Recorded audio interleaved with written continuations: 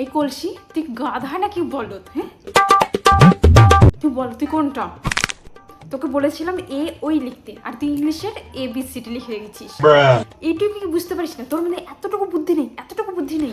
দিদিমণি, আমার ছেলেটাকে না একটু ভালো মতো করে পড়াবেন। কালকে ওর বাবা আমাকে এমন রামধোলাই দিছে না, কি বলবো। ওর পড়া মনে হয় ভালো মতো হচ্ছে না, একটু ভালো মতো ধ্যান দিবেন ওর দিকে, ঠিক আছে? আপনার ছেলের একদম আপনার মতনই বুদ্ধি। মানে? না মানে প্রচুর পরিমাণে বুদ্ধি, এত বুদ্ধি কি বলবো।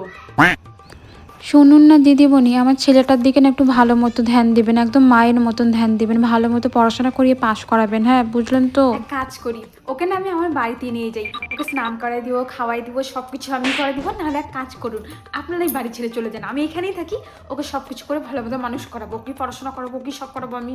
আমার আর কোনো কাজ নেই। দুটো মায়না দেয় বলে নাটক দেখলে পাচ্ছি না। একটু বাড়িতে বই নিয়ে বসাতে পারেন না? পারেন না? ফেসবুকটা একটু না কম দেখুন, তাহলেও আপনার ছেলে ভালো মতো পাস করতে পারবে। সারাক্ষণ নিজে ফেসবুকের ভেতরে ঢুকে থাকে আর আমাকে বলে কিনা ভালো মতো পড়াতে। হ্যাঁ, কি দেখাচ্ছিস আমাদের? কি দেখাচ্ছিস? লিখ, কখন লিখ, লিখ লিখ, ক খ। দিদিমণি, এ নিন আপনার জন্য দুটো মেরি বিস্কুট। না কুত্তা খাওয়া বিস্কুট না, আমি খাই না এটা, বরং আপনি খেয়ে নিন। শোনা গো, আমার খুব কষ্ট যে বলো। ভালোই তো সেন বেরিয়েছে।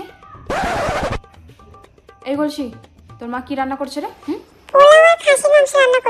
পোলাও আর খাসির মাংস, আর আমাকে দিচ্ছে কি না কুত্তা খাওয়া বিস্কুট। হ্যাঁ, কুত্তা খাওয়া বিস্কুট না, আমি খাবো না।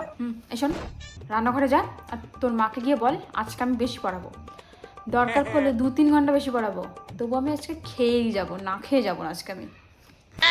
দিদিমণি, আমার ছেলেটা কিন্তু ভালো রেজাল্ট করেনি এবারে। 100-তে কত পেয়েছেন জানেন? মাত্র 2। খারাপ রেজাল্ট তো করবেই, বাড়িতে বই পড়ান, তা তো করার না। এক কথা আমি কতবার বলবো যে বাড়িতে বই পড়াতে হবে?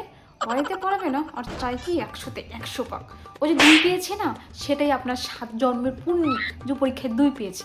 আমি তো ভেবেছিলাম তোরা রসগোল্লা আনবে, 2 পেয়েছে, তা আবার আমাকে কমপ্লেন করছে।